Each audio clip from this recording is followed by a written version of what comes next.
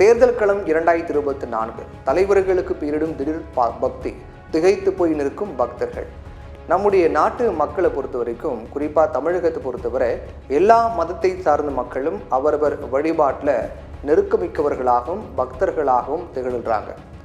அது எந்த மதத்தவராயினும் இருந்தாலும் அவரவர் பண்டிகைகள், திருவிழாக்கள், வழிபடக்கூடிய நாட்களில் நெறிமிக்க வழிபாடுகளை மேற்கொள்ளுதல் ஆகியவற்றை தவறாமல் செய்பவர்களே பெரும்பான்மையான தமிழர்களாக இருக்காங்க.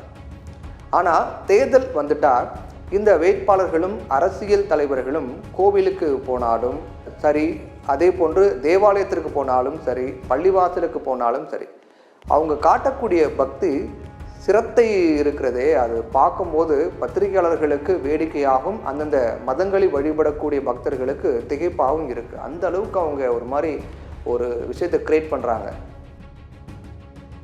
அமைச்சர்களும் வேட்பாளர்களும் தேவாலயத்திற்கும் மசூதிக்கும் அங்கே போயிட்டு மனமுருக பிரார்த்தனை செய்வதை பார்க்கும்போது, இந்து கோவில்களில் தேங்காய் உடைத்து கண்ணீர் மல்க பிரார்த்தனை செய்வதை காணும்போது உண்மையான பக்தர்கள் கூட நாம் இப்படி வழிபாடு பண்ணதே கிடையாது அப்படின்னு ரொம்ப ஆச்சரியத்தோடு பார்க்குறாங்க. ஆனால் பதவி கிடைச்ச உடனே அவங்கள சந்திக்கிறதுக்காக அப்பாயின்மெண்ட் வாங்கிட்டு போய் அவங்கள பார்க்கும்போது தங்களுடைய நியாயமான கோரிக்கைகளுக்காக அந்த மதங்களை சார்ந்த மக்கள் குரல் கொடுக்கும்போது தான் அரசியல் தலைவர்களும் வேட்பாளர்களும் எந்த அளவுக்கு வழிபாட்டு தலங்களில் கூட வேடம் போட்டிருக்காங்க அப்படின்னு புரிய வரும். ஒருவன் பிறப்பால் எந்த மதத்தை சேர்ந்தவராக இருக்கலாம், அவரவர் நம்பிக்கைக்கு ஏற்ப வழிபாடு செய்யலாம், கடவுள் மறுப்பாளராகவும் கூட இருக்கலாம். அது அவரவர் தனிப்பட்ட கொள்கை. அதை அரசியல் சட்டமும் தடுக்காது, மக்களும் அதை ஏற்கவே செய்வாங்க. ஆனால் வேடம் போடுகிறவரிடம்தான் எல்லா மதங்களை சேர்ந்த மக்களும் ரொம்பவே எச்சரிக்கையாகவும் விழிப்புணர்வோடும் இருக்கணும். ஏன் அப்படி சொல்கிறேன் அப்படின்னு பார்த்தீங்கன்னா, தேர்தல் வந்துட்டால் இப்போது வழிபாட்டு தலங்களுக்கு மவுசு கூடிடும்.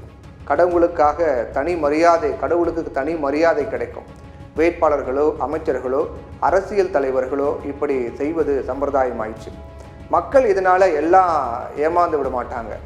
அந்த காலம் எல்லாம் அது எல்லாமே மலையேறி போச்சு.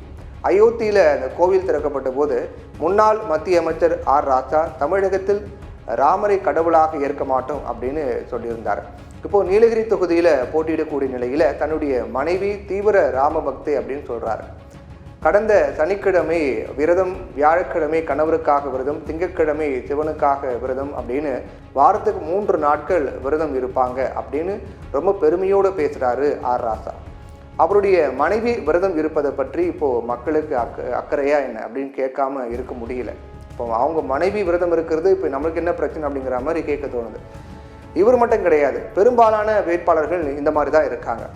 இதே மாதிரி தான் கடந்த சட்டசபை தேர்தலுக்கு முன்னாடி கடவுள் மறுப்பை பேசி வந்தவங்க எல்லாமே கையில் வேலை எடுத்து கொண்டு பிரச்சாரம் பண்ணாங்க. அதே போல் கன்னியாகுமரியில் கோவில்களுக்கு வராத வேட்பாளர்களோ அமைச்சர்களோ எம்எல்ஏக்களோ இல்லவே இல்லை அப்படின்னு சொல்லக்கூடிய அளவுக்கு வழிபாட்டு தலங்களுடைய நிலைமை பரிதாபமாக போயிடுச்சு. இப்படி வழிபாட்டு தலங்களுக்கு வரக்கூடிய வேட்பாளர்களுக்கு தான் வாக்களிப்போம் அப்படின்னு எந்த மதத்தை சேர்ந்த மக்களும் சொல்லலையே.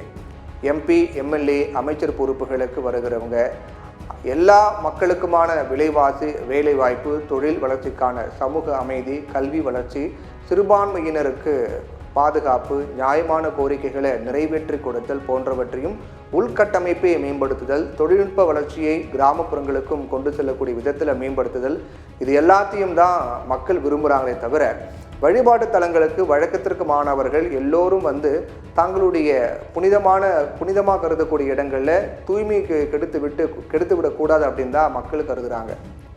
கொரளி கட்டி பொருளை விற்கும் சந்தை, பச்சை புழுகை விற்று சலுகை பெற்ற மந்தை, இதில் காளிகளும் போலிகளும் பொம்மலாட்டம் ஆடுகின்ற விந்தை சொன்னால் நிந்தை என்கிற பட்டுக்கோட்டையாருடைய பாடல் வரிகள் தான் இப்போ நமக்கு நினைவுக்கு வருது.